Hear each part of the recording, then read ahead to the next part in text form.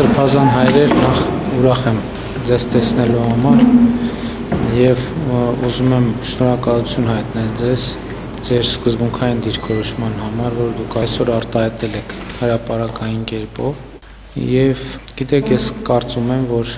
այն թեման, որը արծարծել եք դուք ձեր հայտարարության մեջ,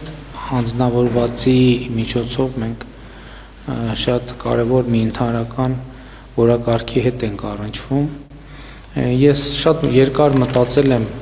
եւ եկել եմ հետեւյալ մի հետեւության ինքս ինձ համար, որ նաեւ կիսել եմ հանրության հետ եւ հարկ եմ համարում կիսել նաեւ ձեզ հետ, որ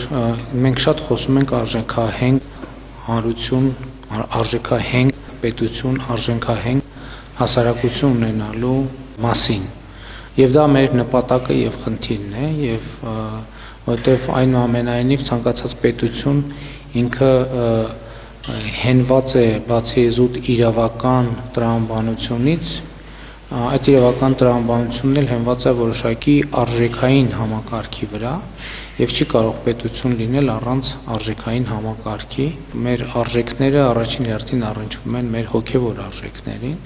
եւ իրականության մեջ ինչպիսի դեր ունեն մեզ համար հոգեվոր արժեքները, դրանք մեծապես կանխորոշում են նաեւ պետության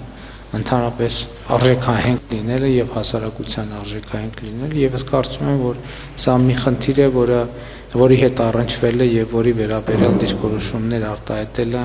մեր պետության հետագա զարգացման եւ ճակատագրի համար ունի շատ կարեւոր առնչություն